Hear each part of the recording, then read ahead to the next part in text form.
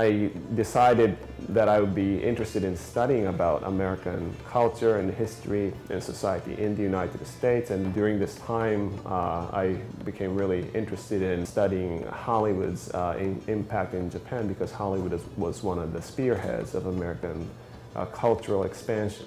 But why would Japan accept Hollywood after World War II? I mean, the United States nuked Hiroshima and Nagasaki, so why would they want Hollywood in their culture? The Japanese seemed to really enjoy and appreciate American cinema after the war, in part because they were devastated. But at the same time, the Japanese found something of use in American cinema to enrich their lives, to resume their sort of social life. Hollywood played a role in facilitating the reconstruction of social life. So did they have a grudging respect for America? There was bitterness, there was anger, there was frustration, but at the same time, this was an opportunity. Okay, the Second World War was a time that was difficult for many Japanese. So the occupation comes in, and they provide a greater sense of freedom and liberation. Not entirely. They censored, the occupation government led by Douglas MacArthur, they censored. So were there any negative reactions to Hollywood in Japan? The remaining sort of popularity of Japanese movies during this time, that Hollywood's share was expanding, might suggest there might have been some resentment. And then Japanese cinema would go on in the 50s to regain its momentum. You mentioned novel or movies like Drunken Angel and a couple others. Right.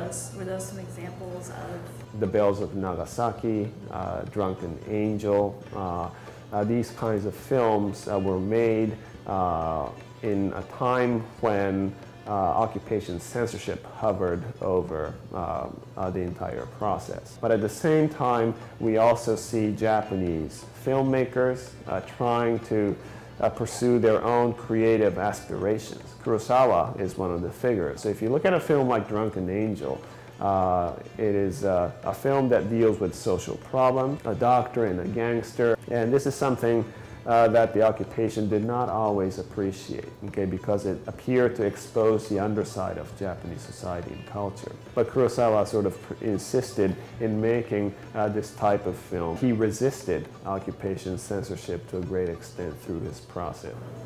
So you talk about how Hollywood tried to do constructive things like influence democracy. How successful were they in Japanese culture through that?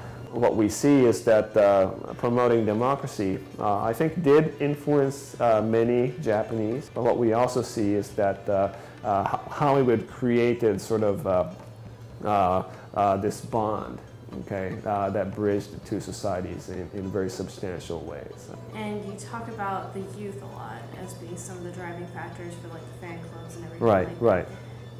What does that mean for the older generation? I mean, did they go along with it too, or was it mostly a youth fan base for Hollywood?